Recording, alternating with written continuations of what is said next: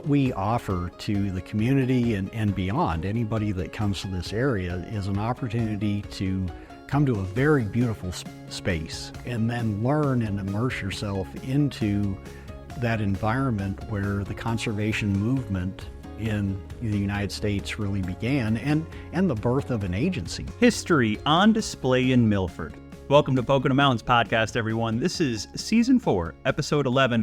I'm your host, Jim Hamill. Great Towers is more than a mansion. It's the ancestral home of Gifford Pinchot, known as the father of conservation. He was a governor of Pennsylvania and the first chief of the United States Forest Service. Now the historic mansion and its grounds are open to the public for tours and special events. The perfect tie-in to a visit to Milford, one of my favorite Pocono places.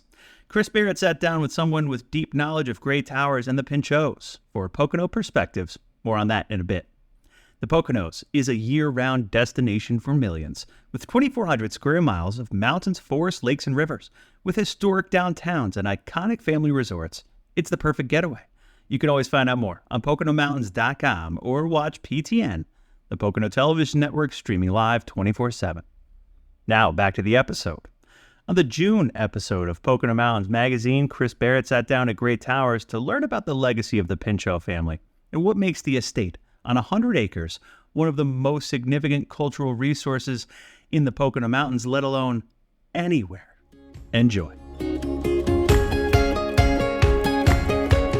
Joe Kowalski, who is Gifford Pinchot and why is he important? Gifford Pinchot was the first chief of the U.S. Forest Service and was very instrumental in forming and shaping what conservation looks like in the United States and North America today. He also served 2 terms as governor of the Commonwealth of Pennsylvania. So after he was a 2-term governor, so he had a political background. Some of his contemporaries, for instance, Theodore Roosevelt was a contemporary. How did he know Roosevelt? The Pinchot family was a very influential family in New York City, and that's how their paths crossed with Theodore Roosevelt. So through that association, they came to know each other, and Roosevelt had a lot of admiration and a lot of respect for Gifford and knew his background and knew his passion, and ultimately tapped him to lead what was the newly formed U.S. Forest Service. So his passion for conservation, they had a common interest. They did. So Roosevelt was an avid outdoorsman, a hunter, a fisher, and a lover of outdoor spaces and adventure in the outdoors. Gifford shared a lot of that common interest. But beyond that, Gifford also had the educational background, which was very rare in the United States and North America at that time. What was his educational background? So Gifford initially was educated at Yale University, got his bachelor's degree there.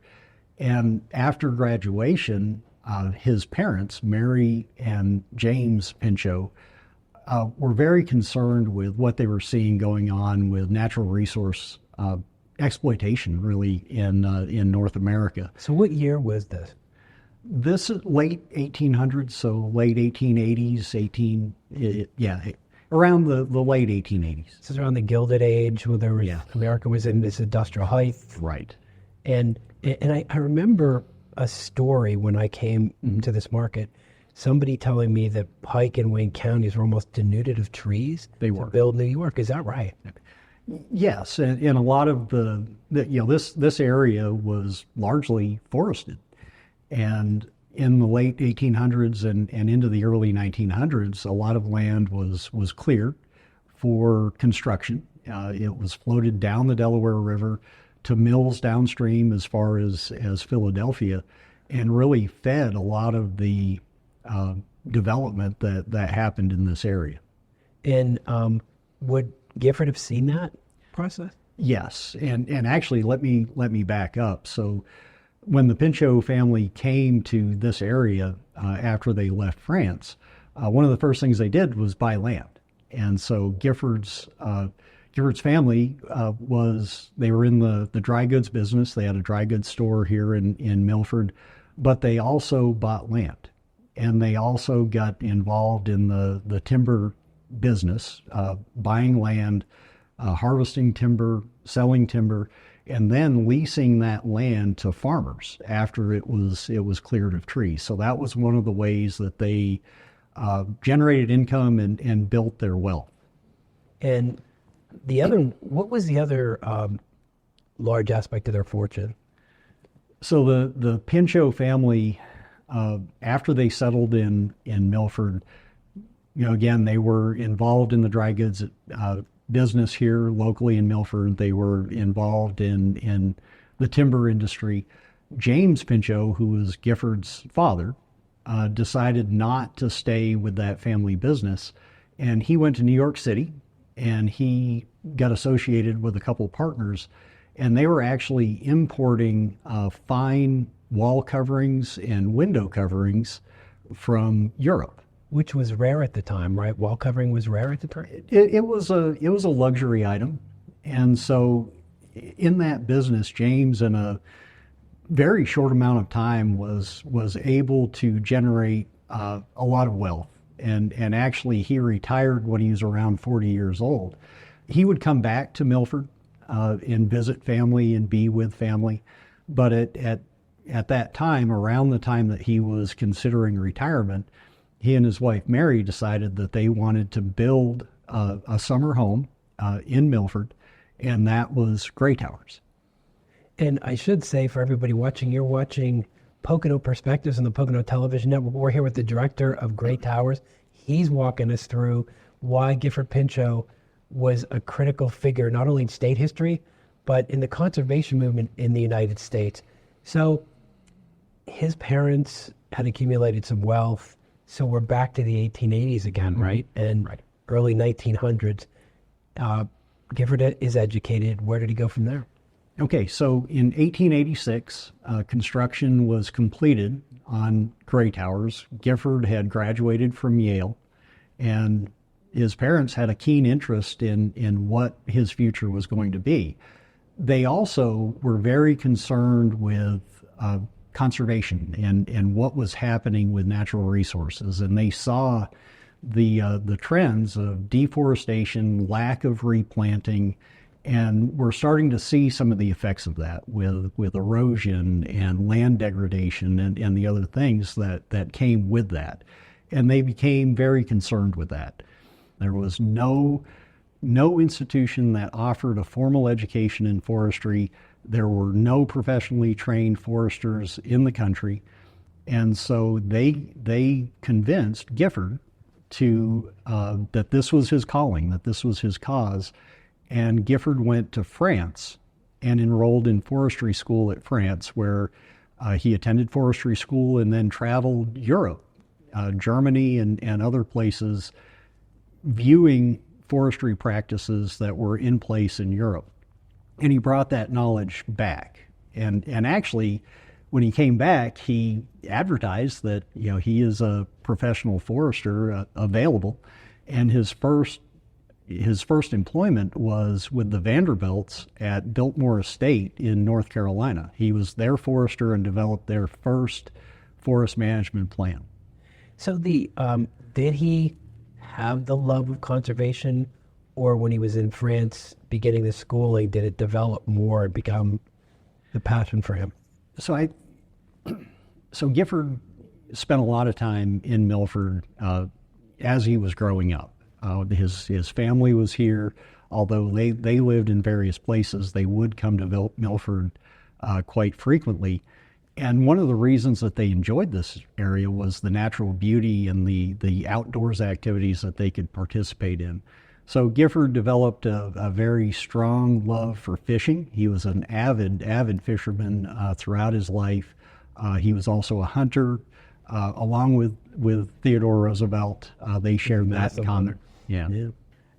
So the building was designed by Richard Morse Hunt, who was a very prominent architect in the late 1800s, and they chose a style. It's a French chateau-esque style is what it's called, and again, hearkening back to their French roots, they wanted something that would symbolize their connection with France. And yeah, okay, I'll stop there. Okay. And The design itself, the great room when you walk in, the sense of arrival, that's just amazing. Was there a reason why it was designed to be so big? The great room as you walk in. Right. So again, the Pinchos were a prominent family. They had privilege, they had wealth, and they liked to entertain. And so that entrance into the Great Hall is not by accident. As guests would arrive, they would come through that huge front door, and there's this beautiful paneled room where they would receive guests and entertain guests that they invited to the home. Did they ever add on to it, or if we visited it now, it's substantially what it was at the time? So Gray Towers was designed by James and Mary, who were Gifford's parents. And on its completion in 1886, it was different from what it is now. There have not been additions, but there have been interior modifications made. After James and Mary were gone and Gifford and his wife Cornelia moved in, Cornelia, she's an interesting character in her own right, but she wanted to make changes and she wanted to jazz it up. She felt like, in her view, it was kind of stuffy and boring, so she wanted to liven the place up. So she made significant interior changes where she took out interior walls to open spaces up, and actually a lot of the outside features, the water features, the finger bowl, the pool terrace in the pool, and some of the other exterior buildings were added in Gifford and Cornelia's time, mainly at Cornelia's direction. So the finger bowl, I wanted to ask you about that, but before, because that has a fascinating story to it. But before I do ask you, I remember coming into the main entrance, beautiful sense of arrival, as you said. Then I believe it's towards the back. There's a room that has a wall with a painting of, I think it was like an 1800s battle scene of Actually, it's not a battle scene. It's a sailing scene. Sailing scene. That's a better way to put it. And Cornelia's family, their heritage was Dutch, so they were Dutch. And if you look at that painting, you see Dutch flags and other things. So it wasn't a battle scene, but it was a maritime scene. And so that would have been done in her time. Yes.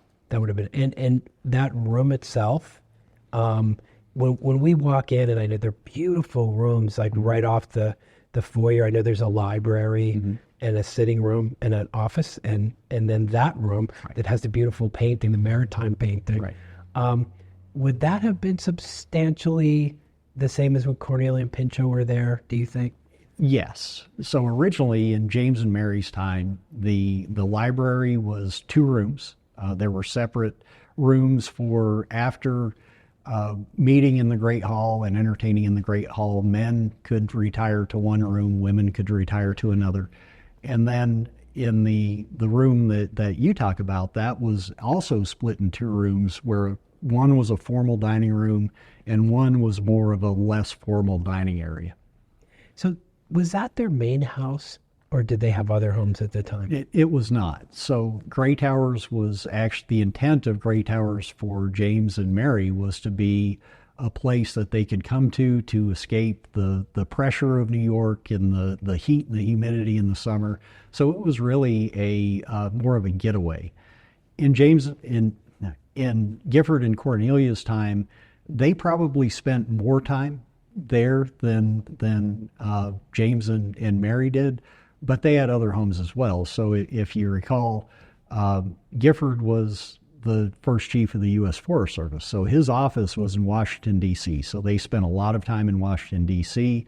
As governor, he also spent lots of time in Harrisburg. So and I think we kind of talked about his education a little bit, and we left it there. So, and you talked about the Vanderbilts, him being their forester.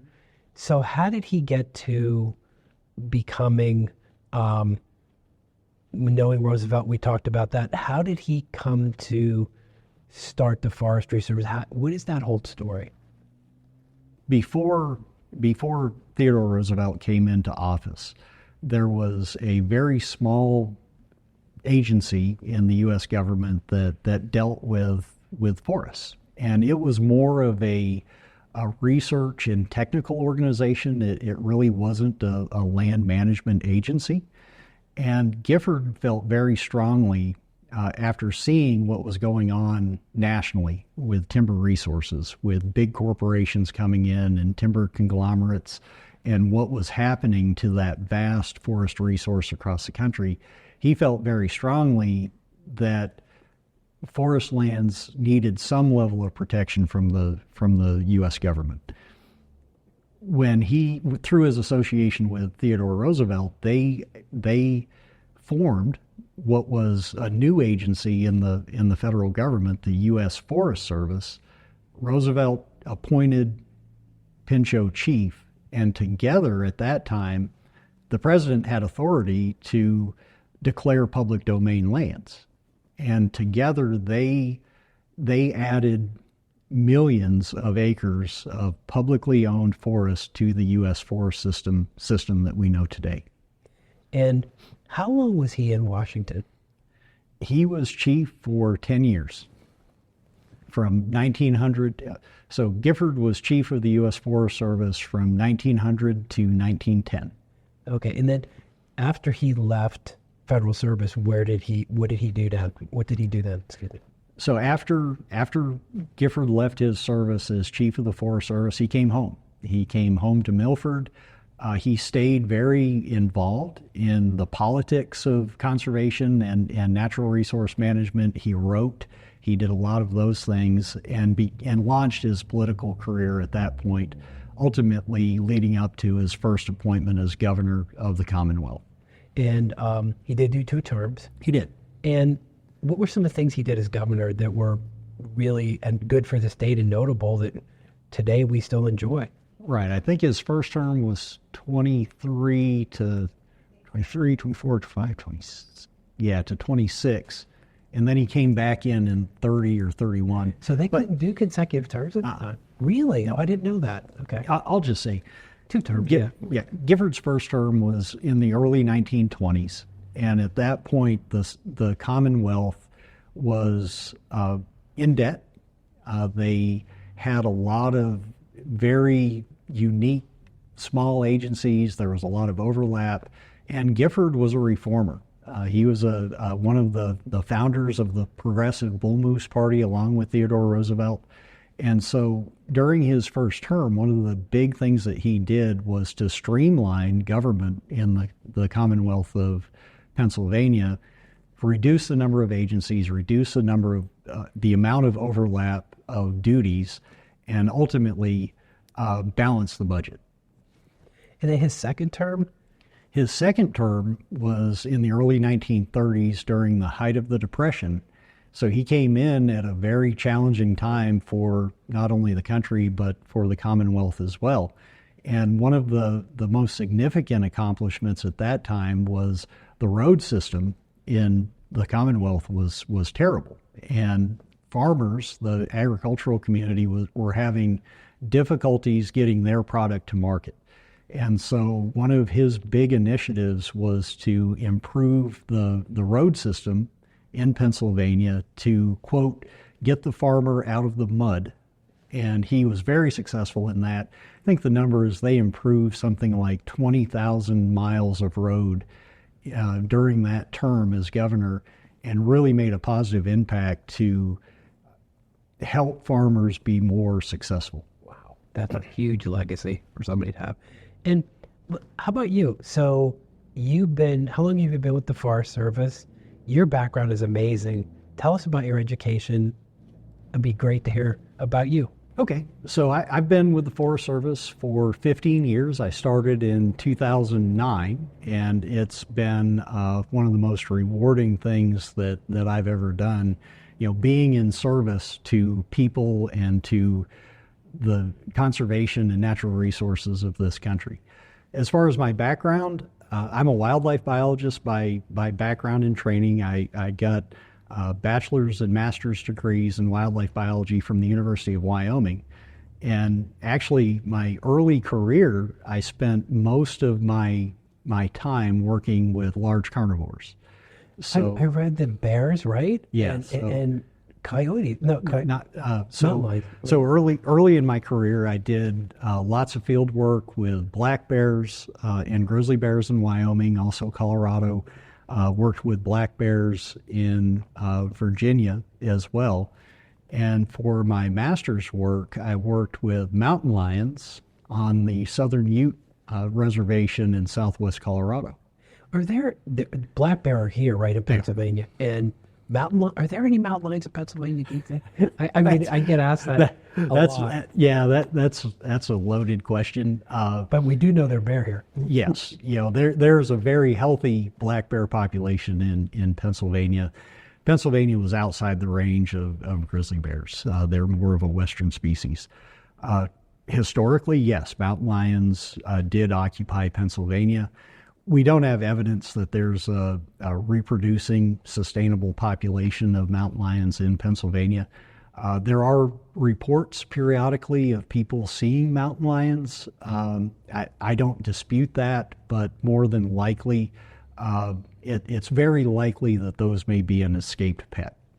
There is a very large black market trade in big cats. But let's not go there. I mean, I don't. Please keep that out. But we do know there's black bear here in Pennsylvania. Yeah, absolutely. And then, so zoology, I think, was your degree, right? Yeah. So going from there to where you are now, how did you make that leap? And so your background, I think you did a lot of Native American work. Is that right? Yeah, I mean, so my master's work was on the Southern Ute reservation, and where is that? It's in southwest Colorado, right on the New Mexico border. Wow, it's a far way away. Yeah, it is.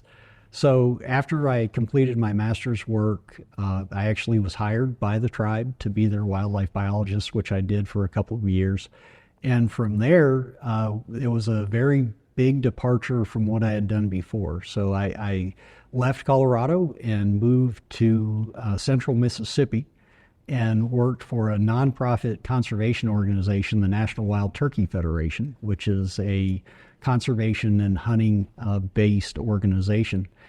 And through that experience, we partnered a lot with National Forest.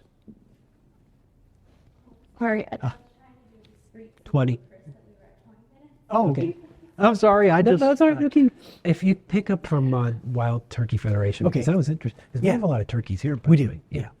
So we moved to Mississippi for a job with the National Wild Turkey Federation, which is a nonprofit conservation group who actually does a lot of partnership work with national forests, where the Turkey Federation raises money and we partner with Forest Service units to do habitat enhancement work on national forests. So that was really my big exposure to the national forest system.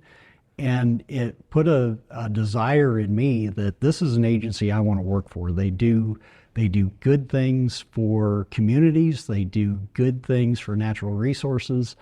And it's just a lot of opportunity. So I started to just keep my eyes open, and an opportunity presented itself on the Talladega National Forest in Alabama. And again, so an opportunity presented itself on the Talladega National Forest in Alabama, which was completely outside my comfort zone. It really had nothing to do with wildlife biology. It was a recreation program manager, also working with engineering and lands and other aspects of Forest Service management. But it was a great opportunity, and it was a great experience because it exposed me to the full range of everything that the Forest Service does. So coming to this attraction now, the Great Towers, which is amazing, you're doing a lot for the community. You're preserving an asset that's amazing, and introducing it to a whole new generation of people, and kind of telling a story why conservation is important. Right. And programming-wise and event-wise, what are some of the things that you folks do at Great Towers to accomplish that? So our mission at Great Towers is to perpetuate the legacy of the Pinchot family and their conservation work that they accomplished. And so we do that through a number of ways. Number one, we're a museum, and we offer tours of the historic home. And on those tours, our interpretive guides interpret that early conservation history and the contributions that the Pinchot family made. The other thing that we do that's not as visible to the community is we are a training and convention center. So let me back up. So the other thing that we do that's not quite as visible in the community is that we are a training center for the Forest Service and other conservation groups. So we host in this very inspirational space where the story of conservation and the U.S. Forest Service really began. In that space, we bring Forest Service employees in and offer them leadership development training. We work with other conservation groups, other agencies, bringing them in so that they can have that training experience in a place where there's a connection to where it all began. And the things I noticed is we shot some things there today. It was a beautifully sunny day.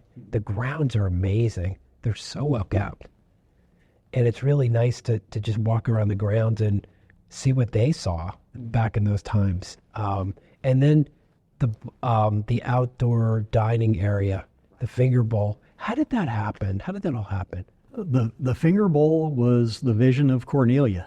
And Cornelia and Gifford both liked to be outside. And a lot of what Cornelia did at Gray Towers was to help connect or blend outside spaces and inside spaces. And so the finger bowl was designed as an outdoor gathering and eating space. And around the outside of the finger bowl, there are wide, bluestone,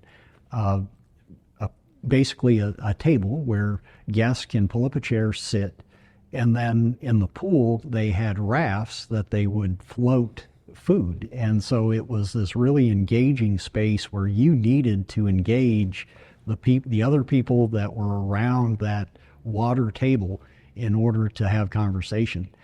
And if you think about it, I just wish I could go back in time and listen to some of the conversations that were had around that place, around conservation and natural resources and management and what the direction would be.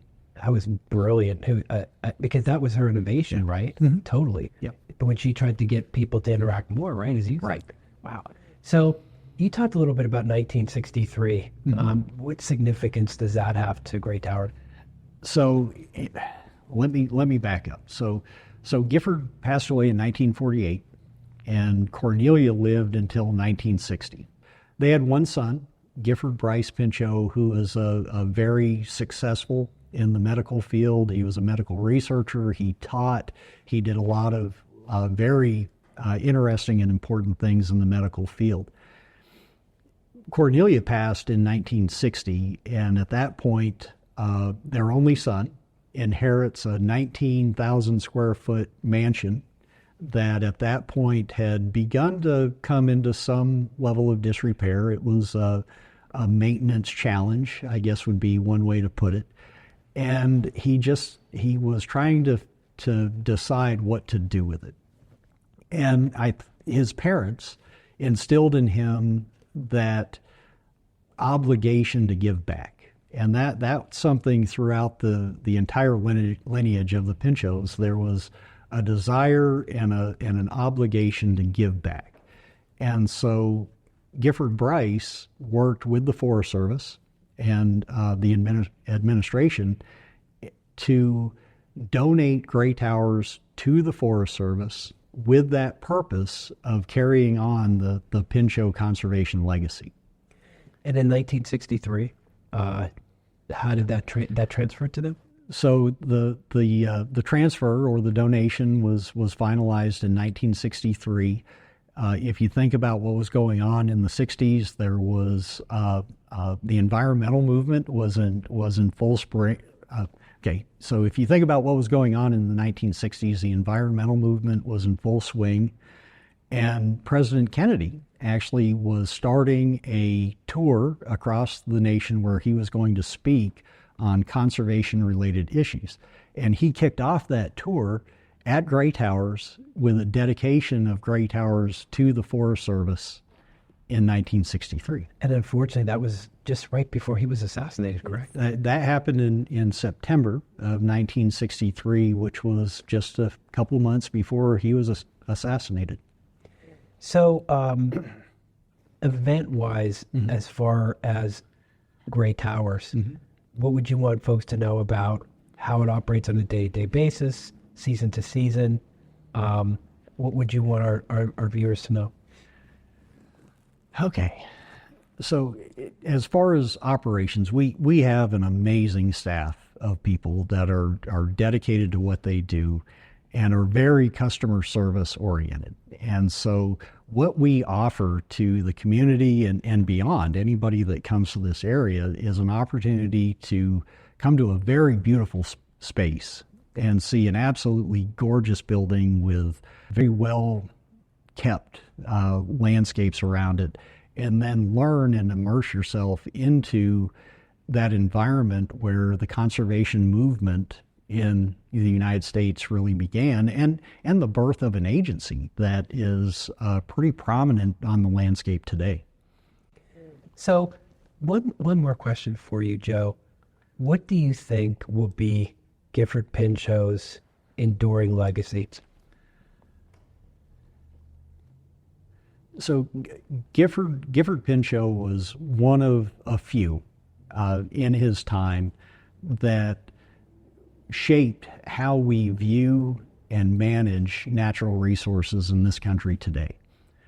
Without Gifford and some of the other major players, John Muir and later Aldo Leopold, how we view and how we manage and the resources that we have available to us as citizens, public lands, I don't know what it would be today. So I think that's a big part of that legacy, is that Gifford, along with others at that time, were a group of people that had the vision and the foresight to look over the horizon at what was happening, and then had the will and the will and the ability to influence what was going to happen in the future.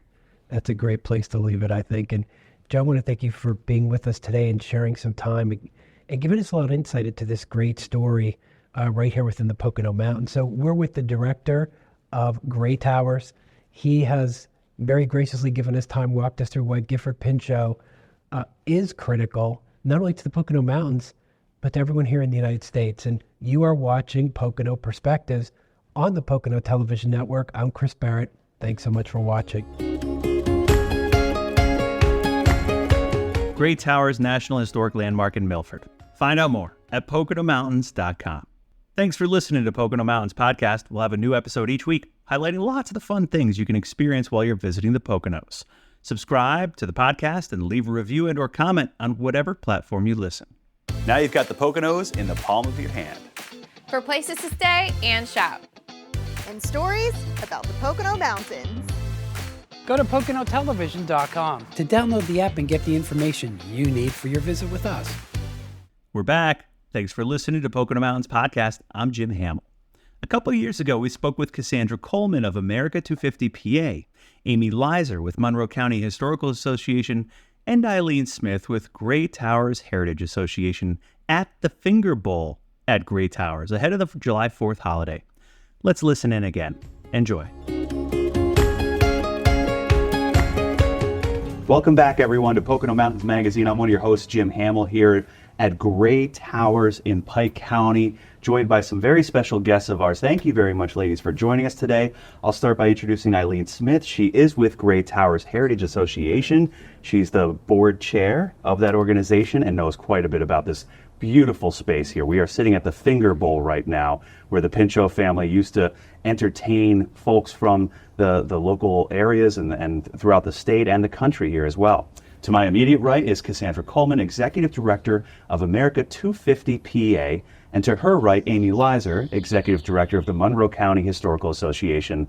Thank you again for joining us. We are talking about America250PA. Cassandra, it's July, and this is going to be an amazing time to celebrate the 250th anniversary of the birth of this nation in 2026. So you guys have a lot on the events calendar, things that you're working towards. Can you describe an overview of what you have going on? So America250PA is actually the Commonwealth of Pennsylvania's commission to plan and coordinate all of the programs, projects, and events around the 250th anniversary in 2026. So we were actually created by bipartisan legislation signed by the governor, and we were created 4 years ago. So we've taken the last 4 years to really create a solid foundation.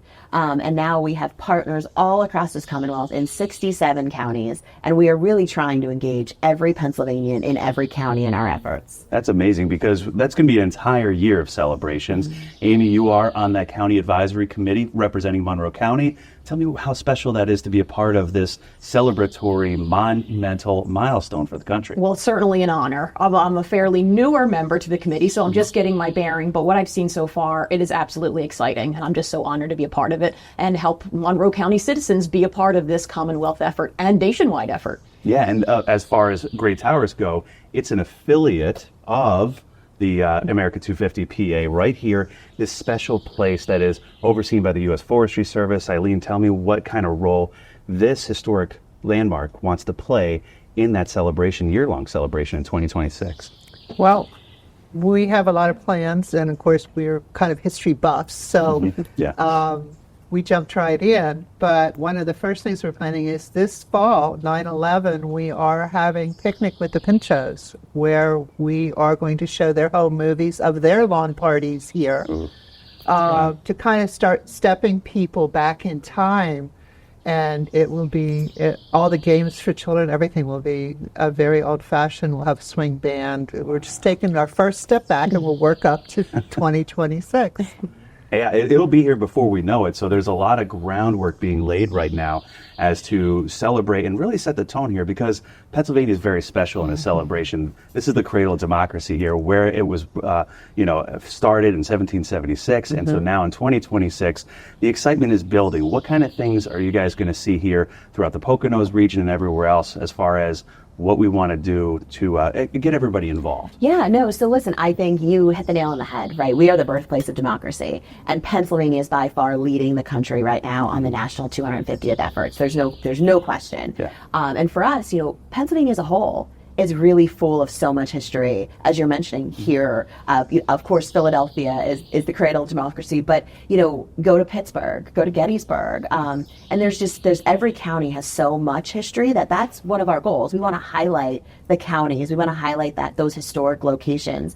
But for us, we have a whole host of programs and projects leading up to 2026, where we hope to have a full year of events celebrating and commemorating. So we have educational programs, we have arts and culture programs, we have civics, we have a health and wellness effort that we're going to be launching, we have a podcast. So we really encourage your viewers to go to our website at America250PA.org to really follow all of the different programs and projects that have been launched and are planning to be launched. You've been quite busy. I've been seeing you on the social media front. People can follow you there as well. On Facebook, Instagram, all of those. Yep. And Amy, in the county of Monroe, you folks have a deep amount of history there too. Somewhat closely located to Philadelphia, and maybe there is some overlap there too with the history perspective with the Strouds and everybody else. What significance does history have in the role in Monroe County? I think history is just a fascinating topic. I think everyone really deep down does love history, and who doesn't love a good story, right? Right. I'm always, I appreciate that it gives you a sense of identity, and in turn spreads through the community. So I think when folks learn about their own personal past and they make that connection, that's something very special, and it helps them explore the rest of the history, whether it's in their town, their commonwealth, or even the nation. Even something as simple as a grandmother passing down that secret family recipe to the next generation. That's a part of history. That's a part of your identity. It's a part of your culture. And I find that personal connection to be so special. Yeah, I mean, there's so many different things that people can see and do to learn about their history in Monroe County, Pike County, Wayne County, and Carbon County as well. So the Poconos has that rich history, and it's being stewarded by folks like you, Eileen, and the staff here and everybody else who volunteer to keep. I mean, this is immaculate what we are seeing and witnessing here at Great Towers. What is the historical significance of where we are sitting right now? We are at the Finger Bowl. when Cornelia made adaptations to this house, because it was built by her father-in-law, James, and she wanted an outdoor dining area. So guests were brought from the house out, and food was put on platters and floated, and the guests sat around the table. There are many stories about few mishaps thinking, a little bit of soggy dinner, but they've kind of been enhanced over time. But it's still one of the most romantic places on the property.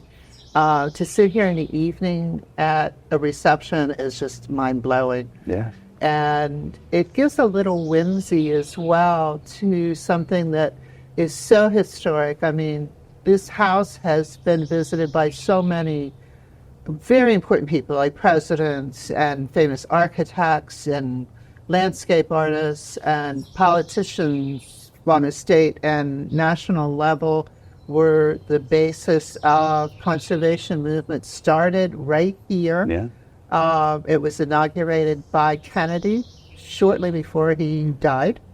So it really has a lot of emotional tug. But the Pinchos were also known for all their civic actions. Both Gifford and his brother Amos, as well as their father James, were very, very active in making things happen for the common person. And so this kind of stands for that, and we hope to use the America 250 program to reignite it and get people actively involved again, not just in learning the history, but learning from the history to go forward and continue public action. You couldn't have said it better, really. That's what America 250PA is about, is connecting people with their past, but obviously then looking towards the future as well. Cassandra, tell me then, places like this, they are so important to what you guys want to achieve, not just in 2026, but on the lead up to as well. Yeah. So is it just getting people to realize the amount of history that exists here and what it means for where we are now? So I think that's probably twofold, right? I think we want Pennsylvanians to realize what they have in their backyard and what they have here in the Commonwealth. But we see this as not only a national tourism opportunity, but an international tourism opportunity. What we've found is that when folks travel internationally to the United States, they travel and visit 3, 4, 5 states in one visit. So if we can sell this correctly in a tourism aspect, we could have folks traveling internationally here across the Commonwealth as we're highlighting these different historic locations. So that's a goal, is really to get, again, Pennsylvanians moving and a tourism aspect. Yeah, well, that's perfect for us then. It's right in our wheelhouse right here. We want to bring so many people here to learn and experience what this region has to offer, what this Commonwealth has to offer. And I know that that's really tied in tight with the history of Monroe County, the development of resorts and everything like that. Sure. So that has to play a significant role as well, right? Like welcoming and being hospitable, right? Right. I mean, the Stroud Mansion, our headquarters, was built in 1795.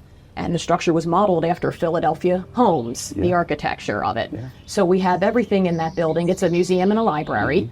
And we have everything having to do with Monroe County history, including heart-shaped tubs. Right. So everything from 1795 to the 1970s and everything in between. There's a lot of history there. There is. It's all important. It is. Lots of memory making. Indeed. Eileen, any final words here regarding just the excitement that's building towards 250 in 2026? I just think it's a wonderful opportunity, and not to repeat myself, but to learn and use that as a springboard to reignite passions. The Pinchos were all a very passionate family, and they didn't sit back and wait. And I think that this gives us an opportunity, a springboard, to go out and make changes, make improvements, stop being a me and be, and welcome the public. This is a beautiful part of the world that's really tucked in such a tiny corner, and people need to come this far to the edge of the state. Yes, they do. Cassandra, would you leave us with any parting words about how people can get involved or learn more? Obviously, your website. America250PA.org, all of our social media, and we really, truly hope that every Pennsylvanian in every county will join us and become a part of history. Well, we're chipping away at it here. We've got Pike County involved, Carbon County, and we've got all the other counties too getting on board with this effort to really celebrate what is a monumental milestone for our country. The Semi-Quin. 250th birthday of America, and certainly we're celebrating that this July 4th and all year round here in 2022. But 2026 is not too far away. Coming. It is. It is. Who Put it on doesn't the love a calendar. birthday party? Absolutely, a year-long birthday party for that.